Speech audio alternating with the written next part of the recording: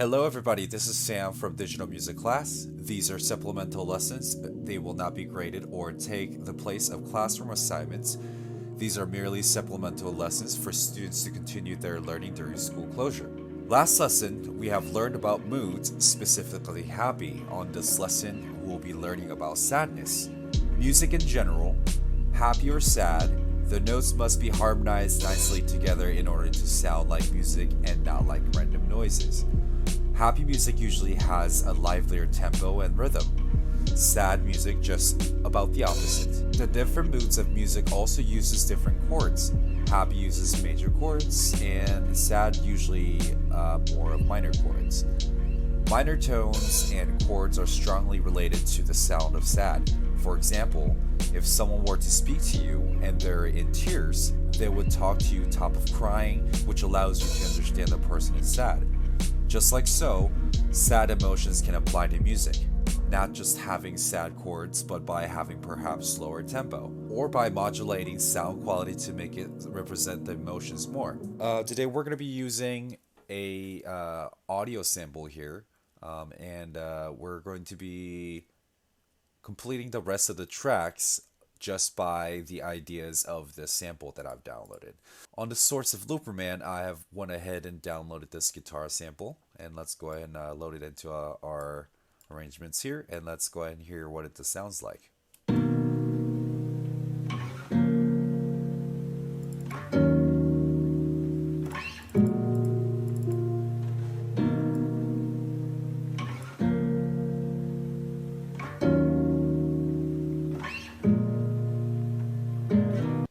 All right, that sounds really good, and I think that definitely represents the sad emotions of this song. And as you can tell with the chorus, there's definitely a lot of minor chord progressions happening, and as you can tell right off the bat, it sounds pretty sad. So before we go ahead and get started, I want to go ahead and mess with the tempos. Usually, I personally think that representing the sad emotions of the music, it's usually slower.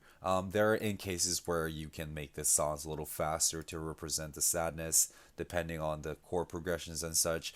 But I definitely think that right off the bat, slower tempo definitely gives out that type of vibe. So let's go ahead and choose what kind of tempo we're going to use.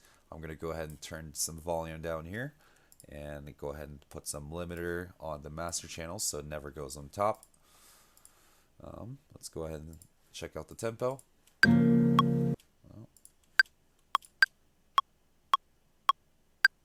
Still a little bit fast here, so I think I'm just gonna slow it down to maybe 90 or 89 or 90. Let's go and give that a try.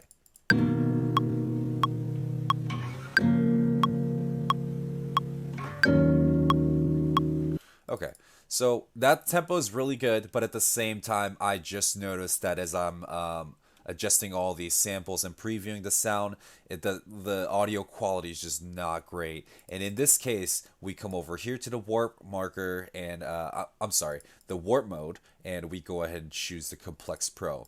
In cases of just one-shot samples, tones are really good, and other modes are really great.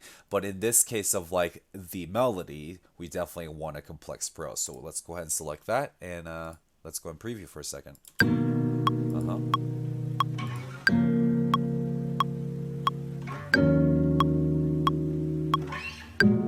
Throughout the sound, I just noticed that it's not really doing anything odd. I think it's sounding really clean and proper. So let's go ahead and continue here. So the idea here is to not just take the sample and just call it good. The idea is to extract all the elements within the sample and make a beat out of it. So let's go ahead and now preview some of these sounds, and I'm going to be arranging some chord progression here.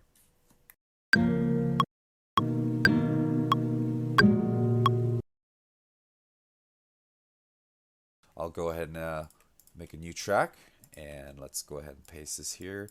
Draw some fades in. Always remember to put fades in because it tells the computer and recognizes where the sample starts and where the sample ends. So let's continue. That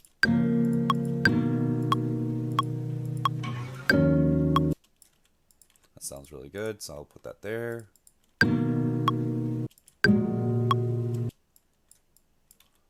this one and this one.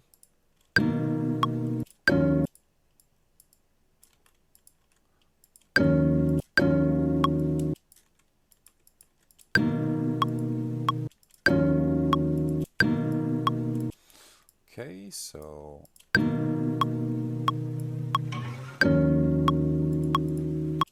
what I did here is just to follow a nice groovy chord chord progression here. I've created something pretty simple. Let's go ahead and solo this track, and let's go ahead and listen back to what this sounds like.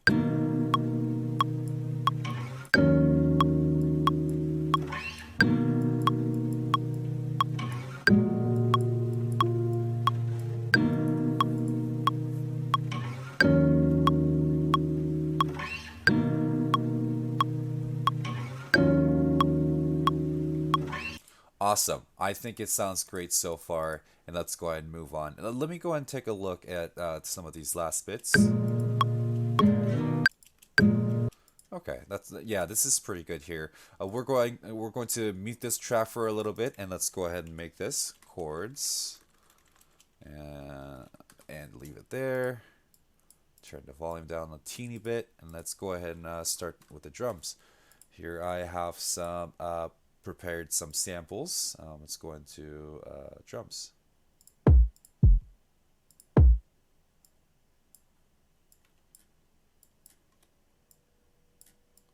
Going to resize this kick real quick.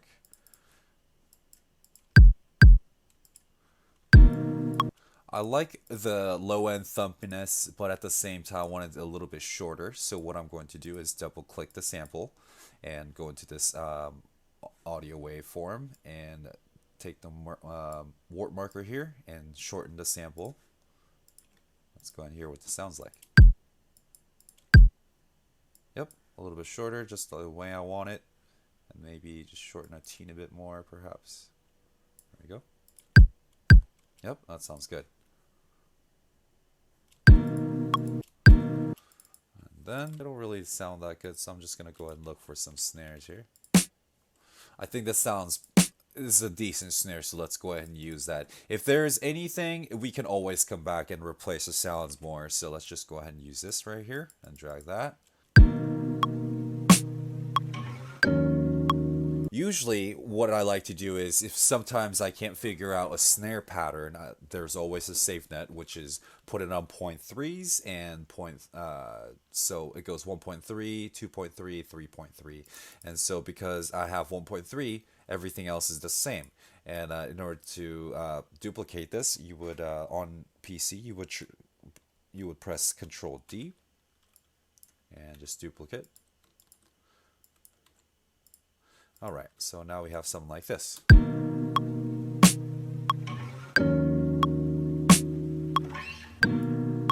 Right? So, as you build the drums more, you would definitely want to have the metronome on because it definitely helps you keep on beat. So I think I'm just going to make a simple drum kick and snare pattern here. So now I have these patterns filled in. I'm just going to go ahead and mute the metronome now, and let's go ahead and hear what we have so far.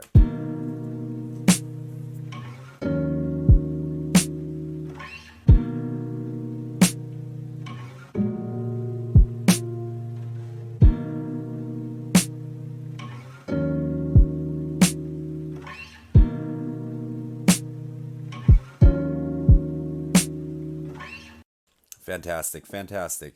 All right, now let's go ahead and add some maybe like hi-hats, and just let's go ahead and drop this in here. Drop some fades in, and let's go ahead and duplicate this all the way.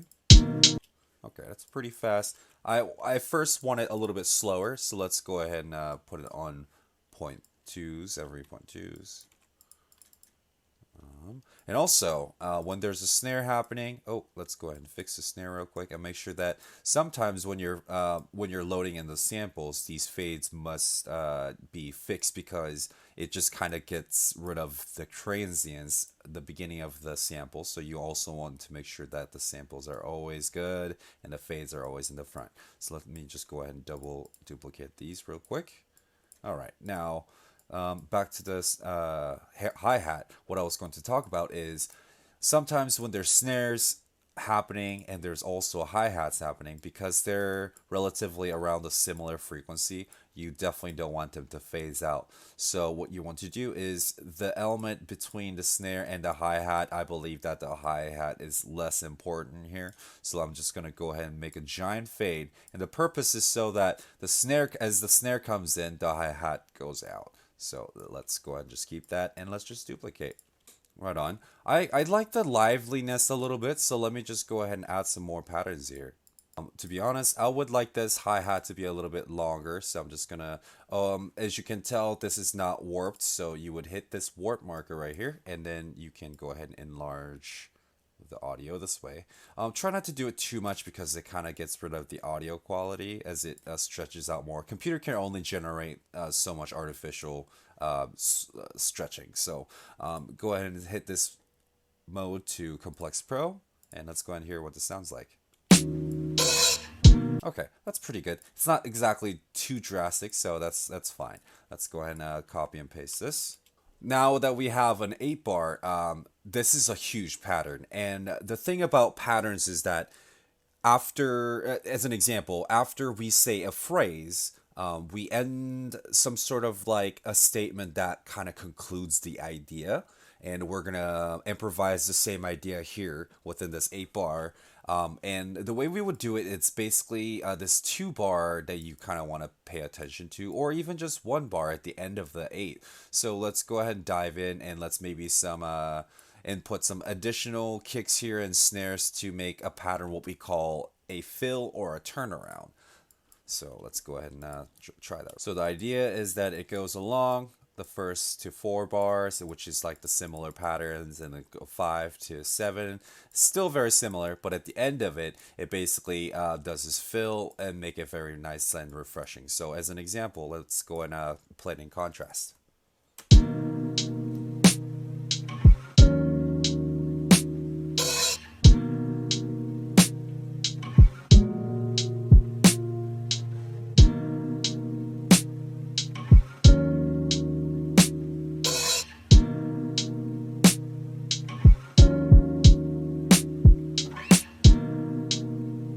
All right, that sounds great. As you can tell, at the end of 8 bar, it definitely does the fill and goes back to the 1, which definitely makes it more refreshing. Okay, now we're gonna move on to making this pad a little bit more interesting. Let's go ahead and see what I can do here. I believe that this can be maybe rearranged like this. So what I'm gonna do is make a new track and maybe reverse this thing. Let's see what we get here. Do that. Cool. Now let's listen to what that sounds like.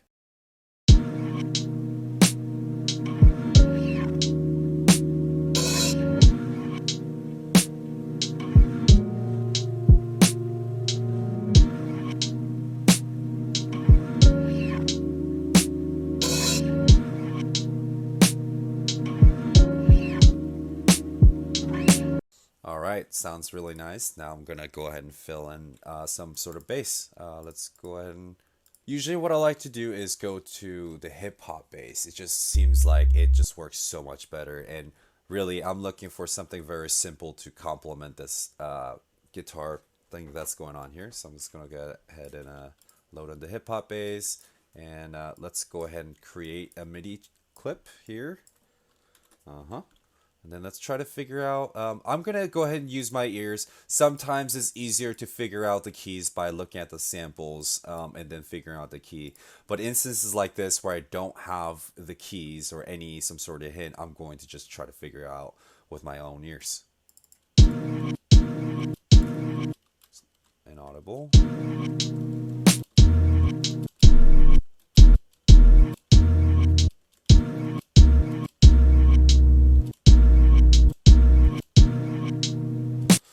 So what I do here is I draw in a long note and basically go on up an octave or down an octave to figure out which sounds best and then put it back down. Sometimes it's really tricky. Make sure that you put it a little bit octave higher to preview the correct pitch. Otherwise, when it goes down to a little bit below, you can't quite tell. And also, if you're not being able to hear this, that means the device that you're listening to is not loud enough, or the speakers are a little too small. So I highly recommend you to use your headphones to hear this part. But for the most of it, you should be able to hear it. This right now sounds like a giant sub bass. So I just want to add things on top. Excuse me. I just want to add something on top of it. So why don't we go ahead and duplicate this track here, and then maybe we can put. Let's go ahead and consolidate all of this by Control J, and then select all these. Let's put it an octave higher. It's a little bit louder, and like the pitch is a little bit higher, but at the same time these are kind of phasing out. So let's go ahead and EQ those out real quick. Let's go into audio effects here and throw an EQ8, and this one is a sub bass, so let's go ahead and call that sub bass and higher bass. Let's go ahead and call it those. And then because this is a sub bass, we don't want anything above around like 80. Oh, actually, you know what? This is a sub, so let's go ahead drastic, and let's go around like 40 hertz. Let's leave that around here. And because we're going to be using this on the higher bass, we're just going to copy this and then go ahead and put it here. And then we're going to reverse this and then put it to high pass and low cut. So now let's go ahead and hear the sub. It's pretty low, and now let's hear the higher bass. A little bit louder. Now let's hear it together.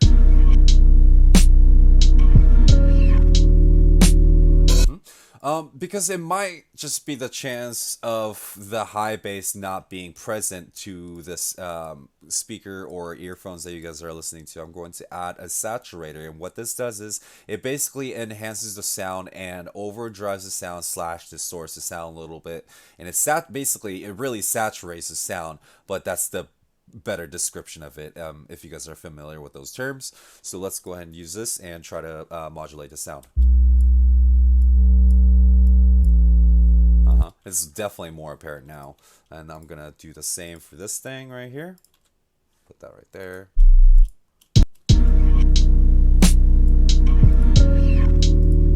Alright, now that we have most of these parts, we want to make an additional 8 bars, so we can have like a total of 16 bars. Now on this part, I just want to make this one a little bit more different, so let's go ahead and dive into the samples and see what else we can get here. Reverse. Earlier, like we did, we need to get a little bit off of at the end of it, and just like so. Let's go and do the rest of these. All right, now let's hear what they sound like. Oh, together.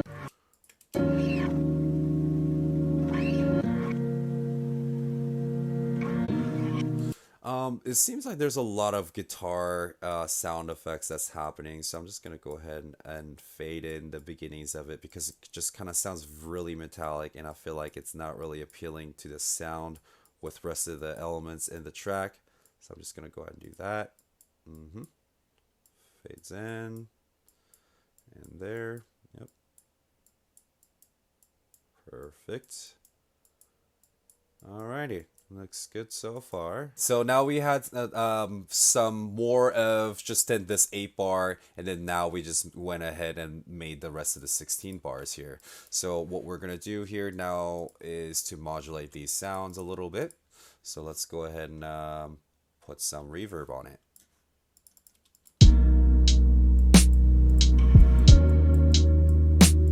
So this gives it more atmosphere and more dimensions to the sound, and I'm just gonna do a quick delay on it just to modulate the sound a little bit more and give it more.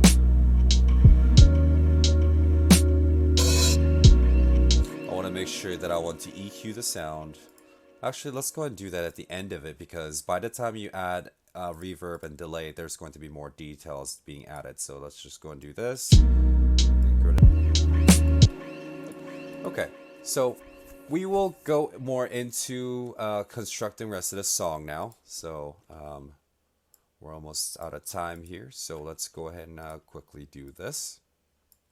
Let's go ahead and make this as an intro. And let's go ahead and add an auto filter. And what this is basically sweeps the sound left and right. So it'll be great. So let's go ahead and play around with that.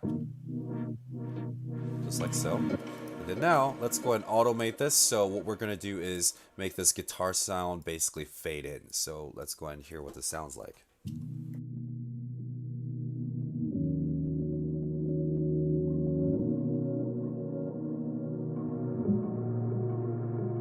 Alright, to finalize the idea, we're going to go ahead and EQ and mix down some of these properly and tame the sound a little bit better.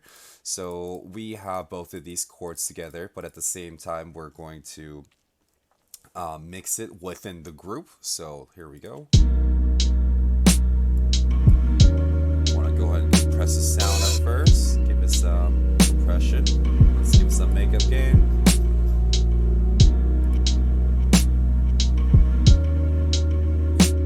Alright, so this sounds pretty good EQ'd out. That sounds pretty good alone. Let's go ahead and call this pad, rename it, and then sub. Sub seems pretty good with the EQ and saturator on, sounds good. And with this higher bass though, we kind of want to limit the whole entire thing so it doesn't go overboard. Alright, so that seems really good there. And drums, let's go ahead and try the kick. You don't want to distort too much on the bass because there's a sub bass happening, so maybe we can put it like that. And then maybe give us some compression, bring down the threshold a little bit just to give us some compress, and then have the makeup gain on, and with the limiter we're just kind of giving it some signal. We're going to copy this because drums are pretty much like essentially the same, and I like to run it the similar way, so let's go ahead and copy and paste it. But the difference is that you just, all the parameters and things is what you set differently. So let's go ahead and hear the snares now. Swip it down and then see where it just doesn't make any difference, and that's where you would basically cut it. Seems like a pretty good spot here. Let's go ahead and give it some compression.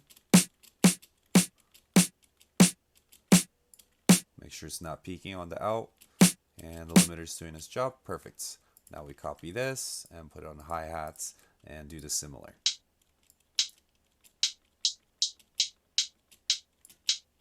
Wonderful. Give it some compression.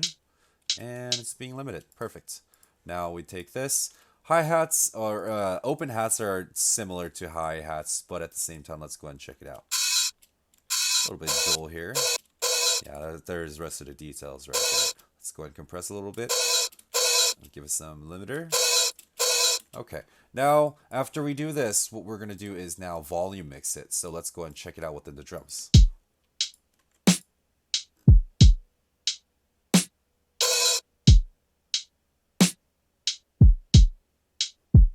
Okay, it sounds pretty good, but just kind of sounds really dry. So I'm just going to give it some reverb, just a teeny bit.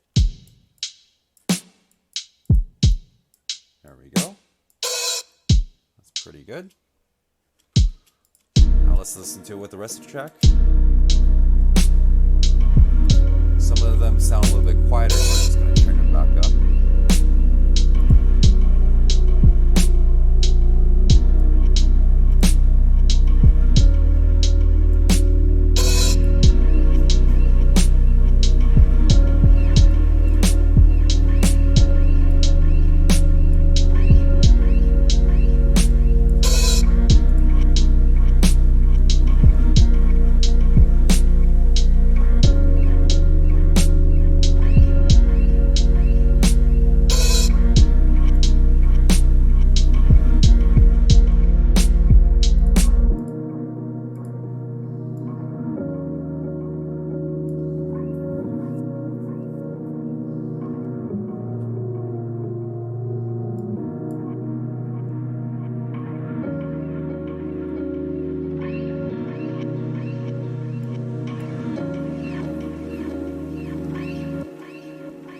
Perfect. So that concludes this lesson of the video where I have taken this guitar sample here, which sounds very emotional, and we went over and discussed over how the emotional song are constructed and what they're kind of made of, and we basically composed a song within the idea of emotional and gave it and incorporated some of the ideas like having the drums a little bit slower and having it a little bit more minimal. So on the next lesson, we're gonna use some more complex ideas like using a vocal sample and trying to work around that idea. All right, guys, thanks for tuning in, and I'll see you on the next lesson.